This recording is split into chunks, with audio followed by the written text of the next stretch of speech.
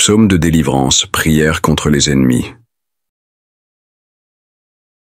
Mes bien-aimés, soyez les bienvenus sur Paroles de gratitude. Aujourd'hui, nous allons entrer dans une méditation profonde et inspirée autour de 5 psaumes puissants, les psaumes 52, 54, 55, 56 et 59.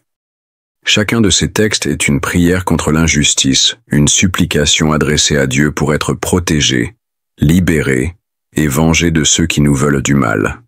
En les proclamant avec foi, vous invoquez non seulement le secours divin face à vos ennemis visibles et invisibles, mais vous renforcez également votre propre résilience spirituelle.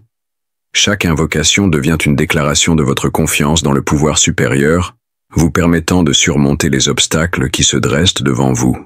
Cette foi profonde agit comme un bouclier protecteur, vous enveloppant d'une force qui transcende les défis terrestres et vous guide sur le chemin de la paix intérieure.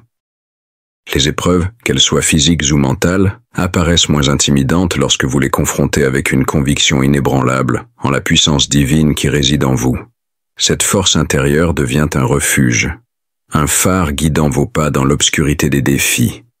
En cultivant cette foi profonde, vous êtes en mesure de transcender vos peurs et vos doutes, transformant chaque obstacle en une occasion de grandir et de renforcer votre résilience.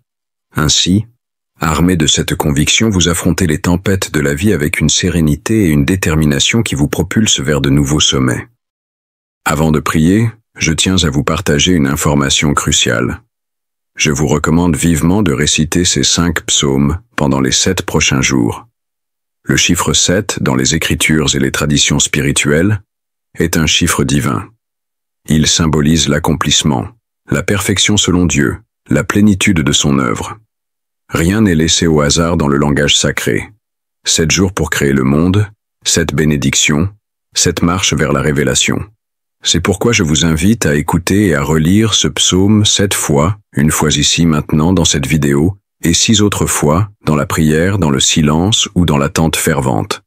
Ce n'est pas une simple répétition. C'est une démarche de foi, une offrande, un chemin vers l'intimité avec le divin.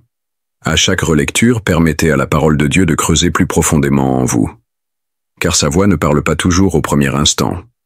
Elle s'infiltre, elle s'installe, elle travaille l'âme avec douceur. Ce psaume devient alors plus qu'un texte. Il devient rencontre. Une rencontre avec celui qui vous connaît depuis toujours. 7 fois pour que l'Éternel puisse parler à toutes les dimensions de votre être, votre esprit, votre cœur, votre mémoire, votre volonté. Que cette relecture devienne un acte de foi, une prière vivante, une offrande discrète mais puissante. Lisons, écoutons et laissons l'Esprit de Dieu nous fortifier. Commençons avec le puissant psaume 52, un texte sacré riche en enseignements et en réflexions profondes qui nous invite à méditer sur la justice divine et la puissance de la parole. Ce psaume aborde les thèmes de la tromperie et de la vérité, nous rappelant l'importance de vivre selon des principes moraux solides. En explorant le contraste entre la foi et l'infidélité, nous pouvons découvrir des leçons précieuses sur le courage et la résilience spirituelle, tout en nous incitant à renforcer notre lien avec le divin dans les moments d'épreuve et d'incertitude. Psaume 52, le sort des méchants. Pourquoi te glorifies-tu de ta méchanceté, tyran? La bonté de Dieu subsiste toujours. Ta langue n'invente que malice comme un rasoir affilé, fourbe que tu es. Tu aimes le mal plus que le bien, le mensonge plus que la droiture.